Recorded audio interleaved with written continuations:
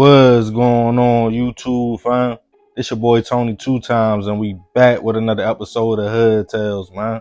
Before I start, be sure to tap that like button. Definitely watch this video to the end to hear the full story and all the details in the case.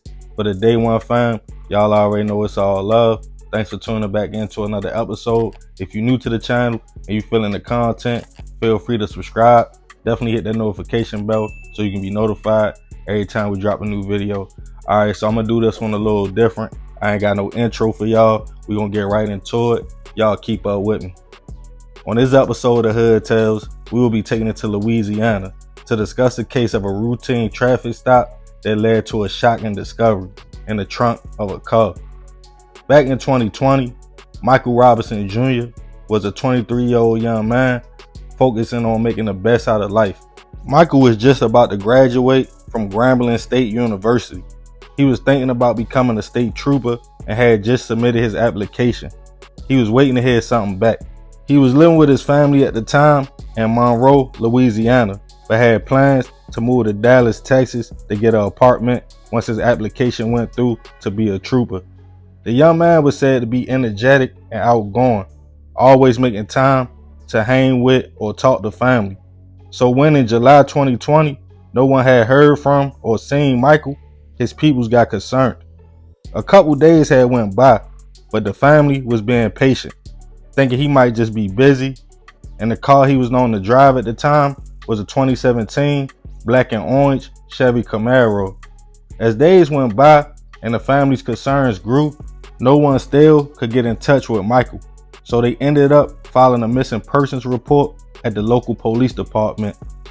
Then on July 29th, a little bit before 5 p.m., a state trooper was parked on the side of the road near Winsboro on Louisiana Highway 17 when they noticed the car speeding, going 73 and a 55, 18 miles over the speed limit. The trooper got behind the vehicle. As it stopped, the officer flagged for the driver to step out and slowly walk to him.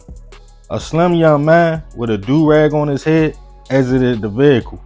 When the officer approached to tell the man why he pulled him over and to ask where he was headed to, he allegedly smelled grass coming from the car. The man identified himself as 18-year-old Michael Mitchell. He stated he was just trying to get to his sister's house, who lived in the area, and said he didn't realize he was driving so fast. The trooper then asked him about the grass smell. Michael stated he had smoked a little bit earlier that day, but that was it, other than a roach in the ashtray. The young man didn't have any license, and also he didn't know the address to the location he said he was going to. So the trooper decided to run the tags. The car came back registered to a woman out of Monroe. The trooper then got out to ask Michael could he search the vehicle, confirming he wasn't worried about a roach, he just wanted to make sure everything was good. When he approached the whip, he noticed bullet holes by the door and in the trunk of the car. He asked Michael what happened, in which he stated it was his brother's car and he had gotten into a situation a few days earlier. Feeling like something was wrong, the trooper called Monroe Police Department, asking was anything going on in their district involving a black and orange Chevy Camaro, in which while on the call, a man pulled up and jumped out of the truck. He told the officer, "Thank God you found him. His family had been worried sick back in Monroe. I have them right here on the phone. They sent me to look for the car." Confused, the trooper took the phone from the man. A man spoke to the officer and stated their family member was reported missing by his mother in Monroe.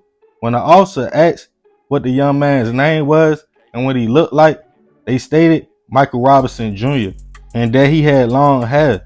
After hanging up from the call, the trooper approached the driver again and asked what was his name. He stated Michael Mitchell. The officer then told him, "I know you have been lying to me the whole time. You don't know the address to where you're going in the area. Family says this car belongs to a young man with long hair named Michael Robinson," in which Michael then switched up his story, stating he was from Richwood and him and Michael was cool. He gave him permission to use the car. By this time, more police had arrived at the traffic stop. The first officer let them know something wasn't right and Michael had been lying the whole time about where he was from, where he was going and who the vehicle belongs to.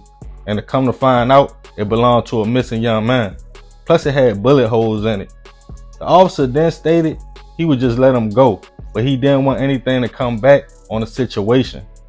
In total, the trooper sat out there for over 30 minutes before he eventually walked to the car and popped the trunk to reveal a body of a man that had been shot multiple times. When the trooper turned around to Michael and asked, "Who is that?" the young man stated, "That's him," referring to Michael Robinson, who was unfortunately now found gone in his own car. Michael broke down crying, stating all I did was hit him while being placed in cuffs. The young man stated another man did the shooting, named Cameron Powell, and he was just taking the body and car as instructed by Cameron to a nearby dumping site at an address he gave him. Michael claimed they had robbed the other Michael, then Cameron shot him. Both men were taken into custody, charged with second-degree murder and robbery. As Michael's family back in Monroe got the devastating news, they had a vigil in the young man's honor, stating he was about to leave to go to Dallas and start his life. When asked did Michael know the other Michael, they stated yes, the two were associates. But a crazy plot twist would come. As more information came out in a second interview with Michael, he stated the first story was all made up. Cameron had nothing to do with the robbery at all. He only mentioned his name because he was mad after the two had a verbal dispute, so he lied on him. But really, Michael committed the robbery and hit all by himself. After his name was dragged through the mud for months, all charges on Cameron was eventually dropped. I couldn't find anything showing that Michael was convicted or received any time as of yet. Rest in peace to Michael Robinson Jr. I send my deepest prayers and condolences to his family. A young man who was trying to do right and was making moves. It seems like a case of hate and envy. I'm curious, what did Michael rob him for? What did he get out the situation?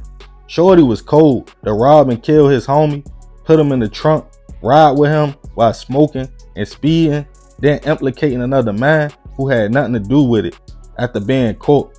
If that's how the streets going nowadays, that's wicked.